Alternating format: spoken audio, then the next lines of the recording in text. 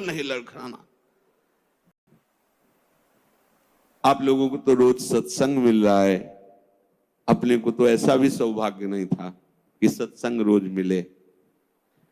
कम से कम सत्संग में हमें वो शब्द मिल जाते हैं जिनसे हम पुनः हृदय को उत्साहित करके इस मार्ग में चला पाते हैं। इसलिए बहुत मंगलमय मार्ग है, पर बहुत कठिन मार्ग है।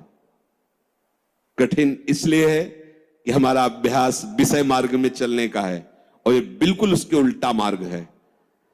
अब कभी न कभी कोई न कोई ऐसी आक्रमण वृत्ति माया की होगी जहां हम हार सकते हैं, तो हमें कभी निराश नहीं होना, ये हृदय में बैठा लीजिए।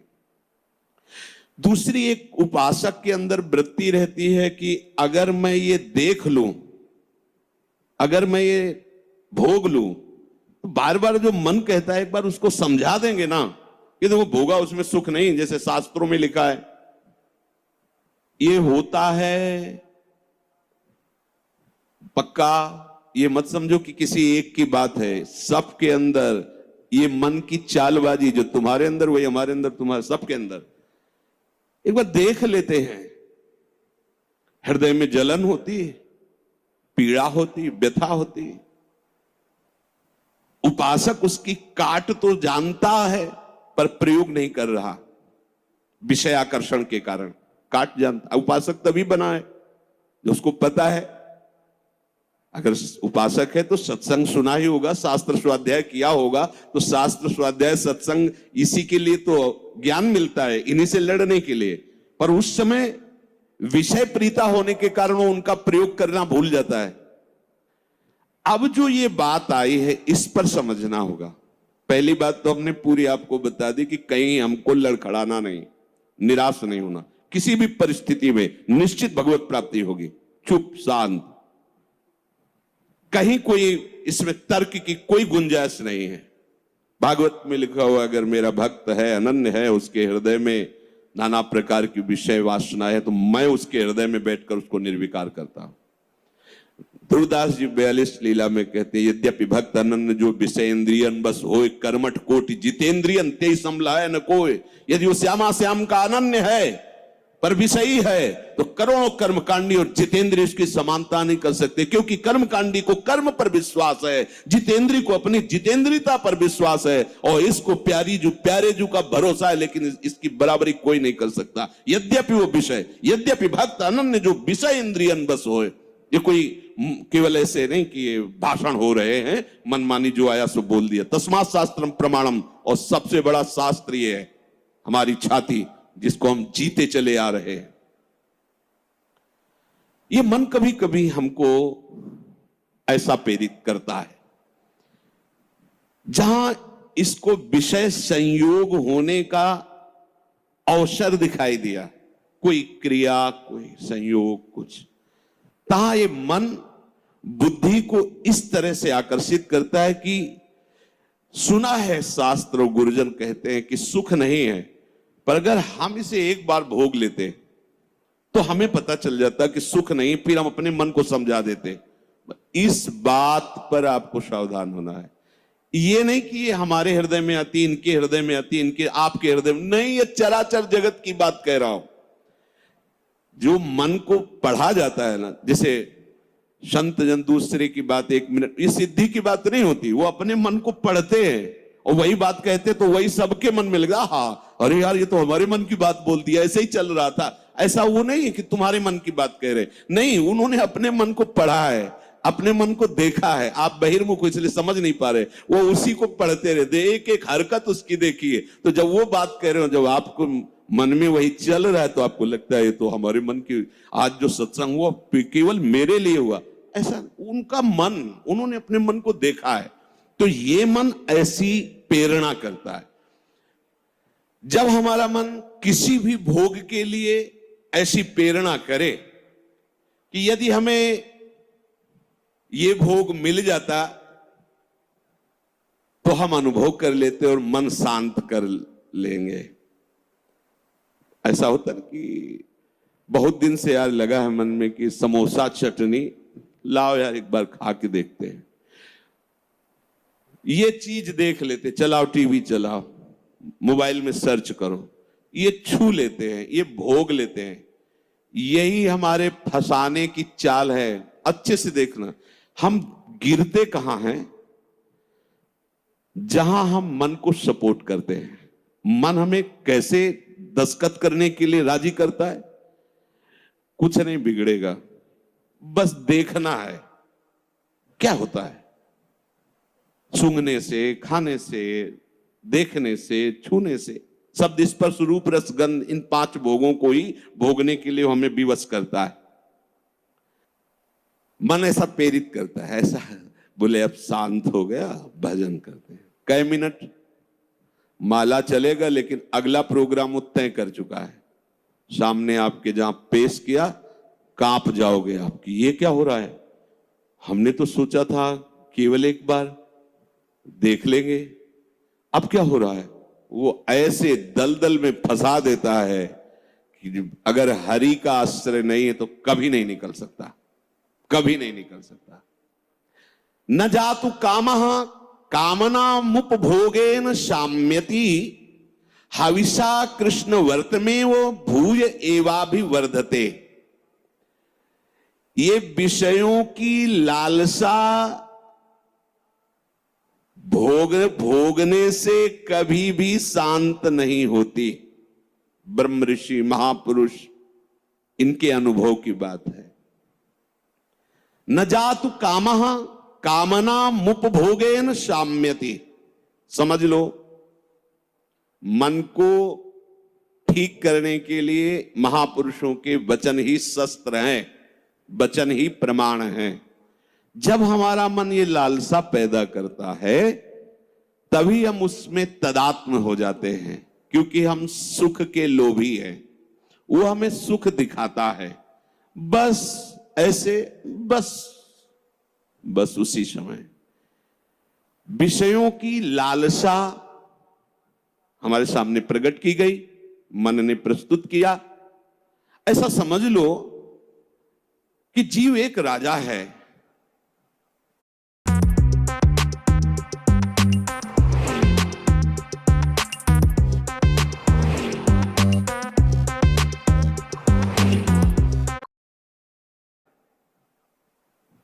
और बुद्धि उसकी रानी है और मन उसका मंत्री है।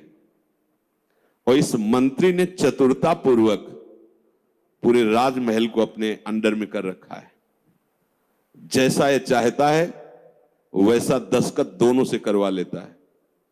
मन, हमारी बुद्धि एक एक वृत्तियों पर अधिकार कर चुका है।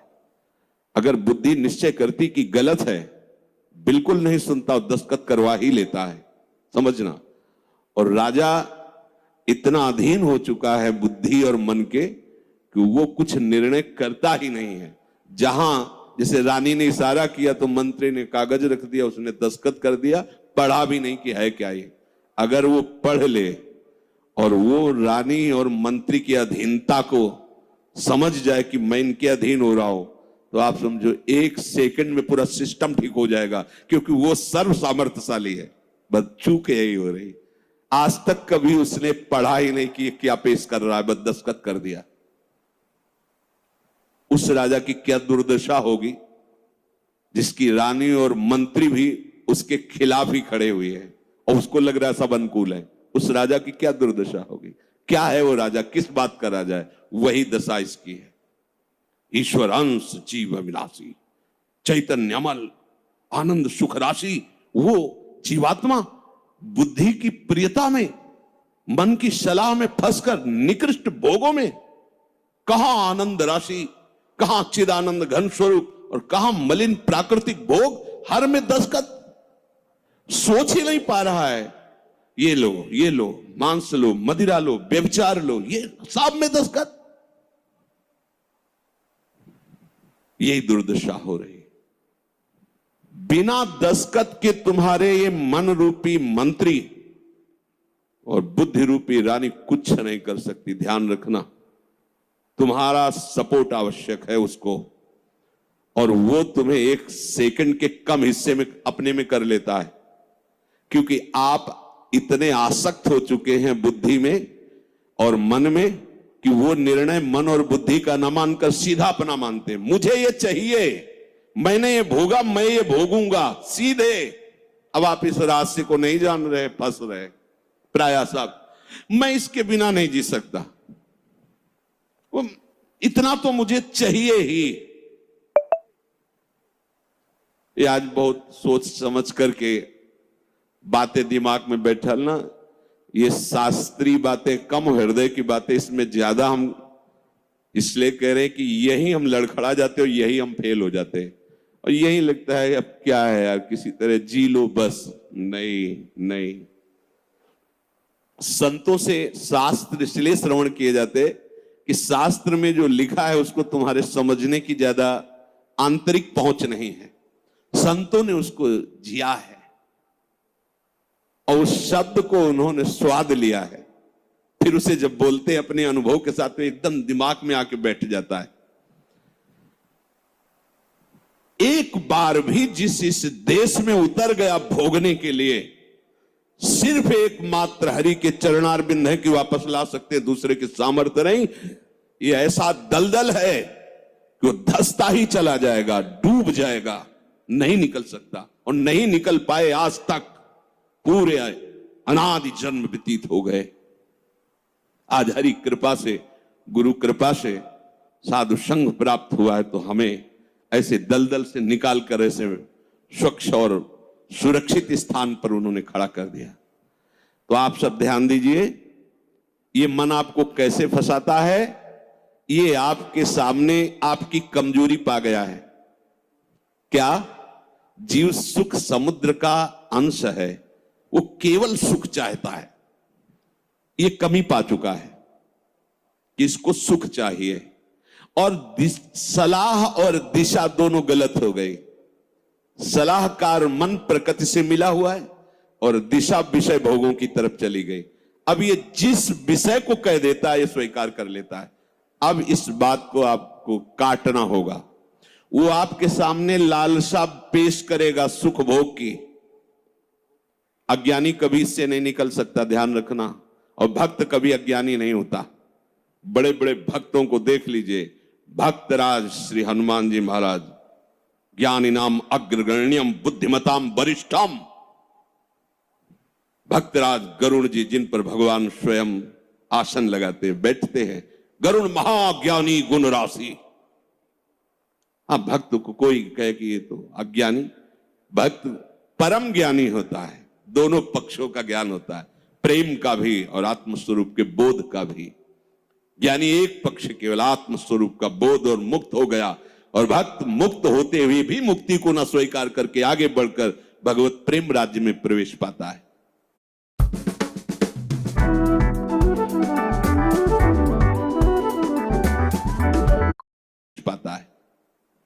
न जातु कामः कामानामुपभोगेन साम्यति। ये बात बैठा लिए भाई। ये जो मन आपको पेश कर रहा है कि ये क्रिया हो जाती, ये भोग मिल जाता तो मुझे शांति मिल जाती और फिर मैं आराम से बैठ के भजन करता। सावधान रहना, ये दुश्मन आपको प्रलोभन में फंसा कर ऐसे दलदल में ले जा रहा है जहां केवल हरि बचा सकते हैं, दूसरा नहीं। केवल हरि, केवल हरि, दूसरा नहीं। विश्वास करना, दूसरा कोई नहीं बचा सकता इस दलदल से, क्योंकि आप बचना ही नहीं चाहेंगे। ये ऐसी मृत्यु है कि इससे आप हंसकर गले लगाएंगे, इसके लिए तड़पेंगे। ये न भयावह नजर आएगी और न एक कटु नजर आएगी, पर ये जहर से भी ज्यादा कटु है और मृत्यु से भी ज्यादा भयावह है। ये भगवती माया का जो आकर्षण है, उस समय अगर कोई बचा सकता है तो केवल हरि, दूसरा नहीं। हविषा कृष्ण वर्तमेव भूय एवाभिवर्धते। जैसे अग्नि में घी डालते जाओ तो अग्नि प्रज्वलित ही होगी, बुझेगी नहीं। ऐसे ही तुम्हारे सामने मन की जो जो भेजी हुई भोग लालसाएं हैं, अगर उनको तुम स्वीकृत करते गए तो तुम्हारी कामना तुम्हारा नाश कर देगी, तुम्हारा पतन कर देगी, दुर्गति प्राप्त हो जाएगी। न चेन्द्रियाणाम भोगाभ्यासेन वैतृष्ण्यम कर्तुम शक्यम कस्मात्। भोगों के भोगने से विषयासक्ति, इंद्रियों की भोग चंचलता बढ़ती है। अतः कभी भी भोग भोगने से सुख और शांति नहीं प्राप्त हो सकती। ये वो महापुरुष जो भूत भविष्य वर्तमान तीनों कालों का ज्ञान रखने वाले हैं, और ऐसा ही आप भी अनुभव करके देख चुके हैं। जो गृहस्थ में है या जो विरक्त है, तो अभी विरक्त हुए हो 10-5 वर्ष से, अनादिकाल से भटक रहे हो, तो विषयों में ही तो भटक रहे हो। केवल अभी ये लगता है आपको, ये नया स्वप्न है, तो लगता है कि हमारा जन्म पता नहीं हुआ कि नहीं हुआ, हमने तो जीवन में कभी भोगा नहीं। अरे बहुत पुराने हो, पुराण पुरुष पुरुषोत्तम के अंश हो, तो तुम भी पुराण सनातन हो। अब इस भोगाभ्यास की तरफ कदम यदि बढ़ाया तो जीवन संकट में फंस जाएगा। इसको रोकने से बात बनेगी, ना से बात बनेगी, हां से नहीं। इसमें हां नहीं। ये इतना जिद्दी स्वभाव का मन है कि लाखों बार तुम ना करोगे तो उसके ऊपर भी हां कराने की कोशिश करेगा वो। ये हारने वाला नहीं। अगर आप ना ही करते रहे तो आपके अधीन होकर मंगल मूर्ति हरि का स्वरूप हो जाएगा, ये भी ध्यान रखना। पर इसकी ना के बाद जो इसकी व्यथा पैदा होती है, उसको सहना किसी महात्मा के बस की बात है, विषयी भोगी पुरुषों की नहीं। अगर उसे कोई, जब मन को ना कहा जाता है और फिर वो जो व्यथा पैदा करता है, उस व्यथा को जो सह जाता है, वही परम पद का अधिकारी होता है। यम ही न व्यथ्यन्ते पुरुषम पुरुषर्षभ सब दुखा सुखाधीरम स्वमृतत्वाय कल्पते। वो अमृत पद का अधिकारी हो जाता है। आप अमृत पद के अधिकार के लिए ही निकले, इसलिए सहना पड़ेगा। और वास्तविक सहना है ही नहीं, भ्रम है। अगर थोड़ा सा विवेक जागृत हो जाए तो हंसकर निकल जाओगे, कोई जलन नहीं, कोई परेशानी नहीं। ये केवल माना हुआ है। जो हम देख रहे हैं कि सामने वो सर्प है, वो है रस्सी। हम बड़े बड़े मंत्रवेत्ता बुला रहे हैं, बड़े बड़े अनुष्ठान कर रहे हैं, उससे क्या होगा? वहां कोई फर्क पड़ने वाला है? कदम नहीं बढ़ रहा, डर रहे, पर है क्या रस्सी। एक का जब पता चला तब एकदम भय खत्म हो गया। कुछ नहीं, मेरा गोविंद ही सब रूपों में लीला कर रहा है। जहां असलियत पता चला तो कोई क्लेश नहीं, कोई हंसी आएगी, अपने ऊपर हंसी आएगी। का फंसा था। जैसे ठूंठ को भूत मानकर भयभीत हो रहे, पर जब नजदीक गए तो हंसी आएगी। इसको भयभीत, ये तो लकड़ी का ठूंठ है, इसको न चेन्द्रियाणाम भोगाभ्यासेन वै तृष्णम कर्तुम सक्यम कस्मात्। कोई ऐसा नहीं कि भोग भोगते हुए अपनी इंद्रियों को, मन को शांत कर सके। त्यागात शांति। और हमारा मन हमको क्या सलाह देता है? भोगा शांति। भोग लो तो शांत हो जाओगे। अब थोड़ी देर के बाद फिर चैन से भजन। मूर्खता नहीं, तस्मात् शास्त्रम प्रमाणम। पर ये जो मन व्यथा पैदा करता है, ध्यान रखना, सह वही सकता है जिसका नाम चल रहा होगा। राधा राधा राधा। हम कई बार उपासक जो नजदीक होते हैं, किसी भी अचानक पूछते हैं, कहां हो? बोलो बोलो, कहां हो? जी कहां हो? क्या चल रहा है? मंत्र चल रहा है, नाम चल रहा है, वाणी जी चल। जी नहीं, तो क्या चल क्या रहा है? कहां हो? अब चलने लगा। ऐसे अब चल। हर समय ऐसे ही आपको टोकना है, देखना है।